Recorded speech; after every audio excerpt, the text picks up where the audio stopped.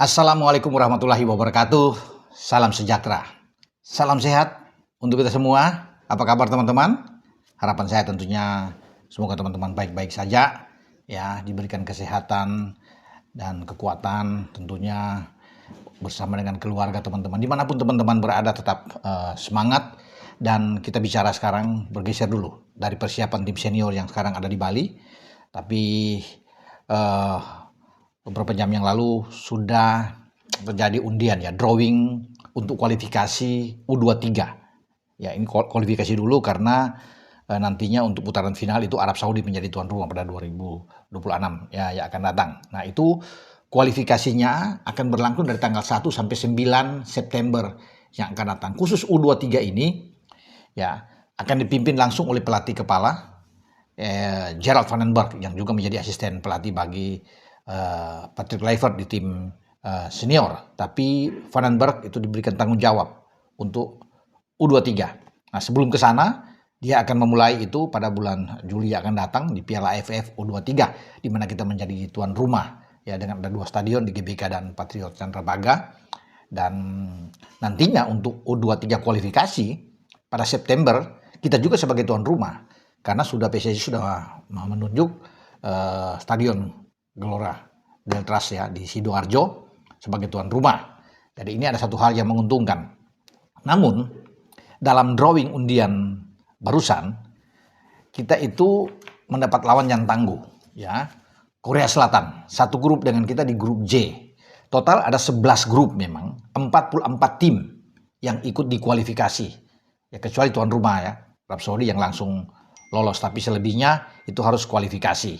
Nah, di grup J itu selain Korea Selatan ada Macau dan Laos. Kalau Macau dan Laos ya saya pikir kita bisa atasi. Kalau bicara dengan kualitas pemain-pemain kita, yang kita harus berhitung dengan kehadiran Korea Selatan. Ini menjadi lawan kuat. Kenapa? Walaupun kita menjadi tuan rumah, kans itu lebih tinggi tentunya karena dukungan supporter yang luar biasa nantinya di Sidoarjo. Tapi Korea kan kita tahu bersama tim yang oke, tim yang bagus secara kualitas juga ya. Tapi kita mengalahkan mereka lewat adu penalti ya di Qatar untuk U23 yang lalu ya, edisi yang lalu, dan kita hampir lolos saja ke Olimpiade. Sayang di semifinal kita kalah lawan Uzbek dalam perebutan tempat ketiga, kita kalah dari Irak. Nah, di playoff kita kalah dari Gini yang berlangsung di Paris. Kalau kita bisa menang saat itu kita akan lolos ke Olimpiade ya. Jadi dengan prestasi masuk semifinal pada edisi sebelumnya U23 ini sebenarnya luar biasa ketika masih dipegang STY ketika itu ya teman-teman. Tapi sekarang sudah berganti ke Gerald van den Berg. Tentunya ini tantangan besar. Van den Berg sebagai pelatih harus ya bisa meneruskan apa yang sudah ditorehkan oleh STY sebelumnya. Kita ada di 4 besar ya. Kalau perlu kita mesti ke final ya. Mengapa tidak? Karena memang kalau lihat dari materi pemain kita ini bagus-bagus ya untuk U23, makanya kita itu diperhitungkan. Walaupun dalam drawing tadi itu di markas besar AFC di Kuala Lumpur, ya kita berada di pot 2 kan. Kenapa di pot 2? Karena dianggap yang dihitung adalah bukan yang edisi lalu, tapi edisi-edisi sebelumnya. Sehingga Vietnam dan Thailand, ya yang berada di ASEAN kita sebagai seteru kita tentunya, itu berada justru di pot 1. Tapi tidak ada pengaruh buat kita sebenarnya. Ya, kalau bisa melihat itu, ya kita lawan aja siapapun yang menjadi tantangan buat kita ya, termasuk Korea Selatan ya. Karena kan hanya juara-juara grup. Jadi 11 grup terbagi drawingnya dari 44 tim itu, juara-juara grup di 11 grup itu akan lolos. Jadi sudah ada 11 tim juara grup yang akan lolos. 4 tim menyusul itu sebagai runner up terbaik dari semua grup itu akan dilihat peringkat kedua itu dengan nilai poin tertinggi teman-teman. Ya, kemudian akan mengikuti. Jadi sudah 15 ya, 15. Satu tim itu adalah Arab Saudi sebagai tuan rumah. Jadi total ada 16 tim yang nantinya dibagi dalam 4 grup. Ya, ada drawing lagi.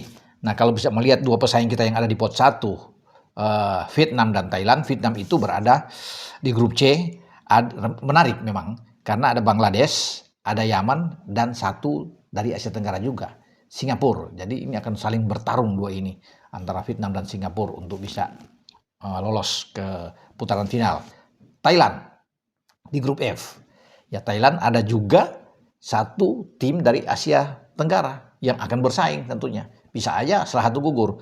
Thailand, Mongolia, Lebanon, dan Malaysia.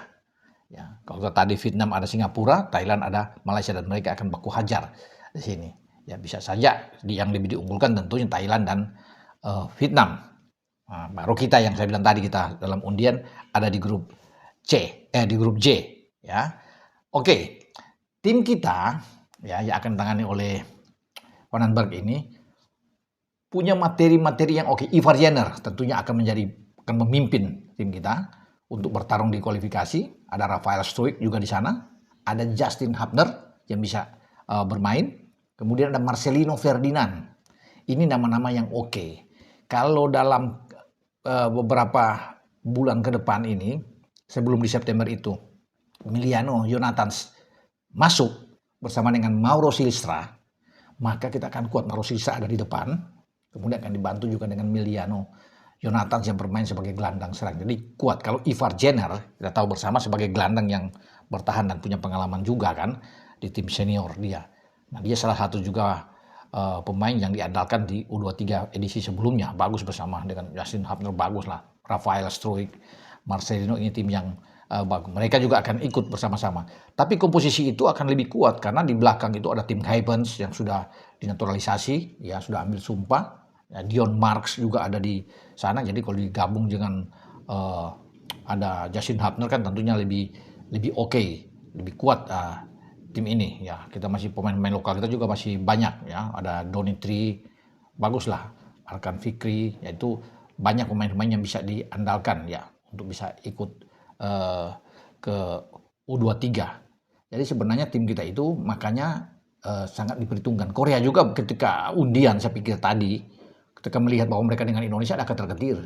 Itu pengalaman bagaimana mereka tersisi kan dalam pertarungan yang seru di babak perempat final di U23 Piala Asia, dan mereka tumbang lawan kita. Nah, apalagi sekarang bermain di Indonesia sebagai tuan rumah, teman-teman ya. Jadi tentunya mereka ini agak ketar-ketir, bagaimana waspada menghadapi Indonesia. Mereka tahu kekuatan tim kita, teman-teman ya. Mereka sudah lihat bahwa potensi bertambahnya bukan karena ada beberapa pemain termasuk Ivar dan kawan-kawan akan ada, tapi banyak pemain yang sudah nanti untuk ikut masuk ya ke dalam tim Vandenberg, dan Vandenberg akan meracik tim kita ini menjadi satu kekuatan yang disegani tentunya. Karena tujuan kita kan harus lolos dari fase grup. Ini akan bertarung dengan sistemnya round robin semuanya tentunya ya di 11 grup itu, dan menjadi harapan bagi semua orang termasuk netizen Indonesia, penggemar sepak bola kita, bahwa Ivar dan kawan-kawan akan lolos. Walaupun di sana ada Korea Selatan. Korea Selatan bisa saja mungkin ya sebagai runner up, salah satu runner up terbaik. Jadi ini kalau di sini, kalau dilihat di sini itu dua.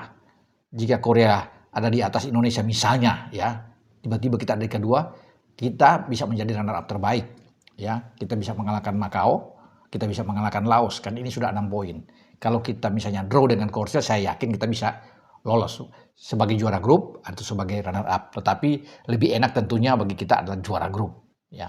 Apalagi bermain di Sidoarjo dengan komposisi pemain di starting 11 yang sangat kuat, dengan apa yang saya bilang tadi sebelumnya, sulit untuk mengalahkan Indonesia.